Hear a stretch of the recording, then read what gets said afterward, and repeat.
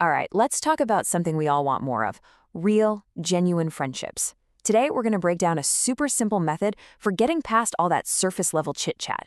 It's all about being just a little bit brave. So let's dive in. You know that feeling, right?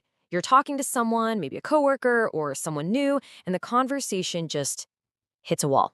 You're stuck in this loop of talking about nothing, and you both know it's not really going anywhere. It's so common, and honestly, it can be pretty frustrating. And this right here just nails it. On the outside, we're playing by the rules. Weather's wild. How about that game? Got any plans? But inside, we're thinking something totally different. We're wondering, is this it? Are we ever going to actually be friends? That gap between what we say and what we really feel, that's where so many potential friendships just fizzle out. So, what if there was a way to actually bridge that gap on purpose? Well, that's exactly what this is all about.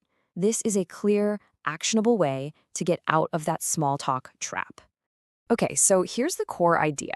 The transparent friend method is all about taking a small, deliberate social risk.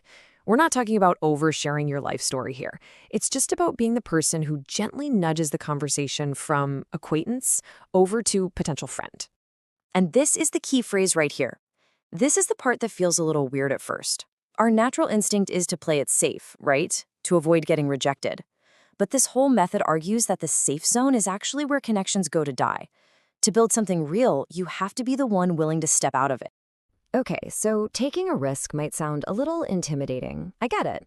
But the most important word here is small. This isn't about some huge, scary leap. So how do we actually do it? Let's break it down.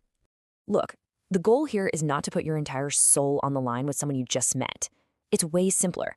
It's about making a small, intentional move that just signals, hey, I'm interested in a real connection. It's a calculated step, not a blind jump. It's really just 3 simple steps. First, just notice your comfort zone. What are the safe, default topics you always go to? That's your baseline. Step 2, identify one slightly uncomfortable action. Just one small thing that's a little bit beyond that safety net. And third, this is the most important part, you have to be the first one to do it. You take the initiative. And here's the perfect, most practical example. Instead of ending a nice chat with a vague, well, see you around, you take that small risk. You say something like, hey, I really enjoyed talking. We should grab coffee sometime. It's such a tiny shift in language, but it completely changes the entire dynamic. So why is that one little action so powerful? I mean, it seems almost too simple, doesn't it? But there's actually some really solid psychology behind why this works so well and so quickly. And it all comes down to this: vulnerability. By taking that small social risk, you're showing a tiny bit of vulnerability.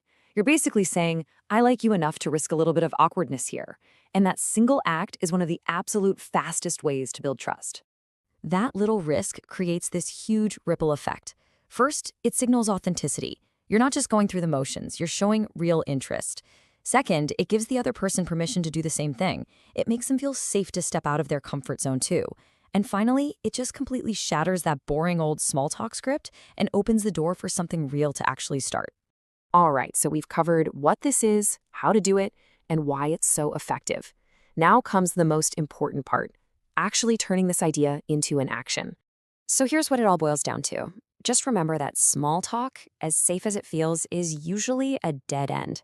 The way out is to be the person who takes that one small step into slightly less comfortable territory. That simple act of vulnerability is the key that unlocks a faster, more genuine connection. So as we wrap this up, I want to leave you with a challenge. Think about it.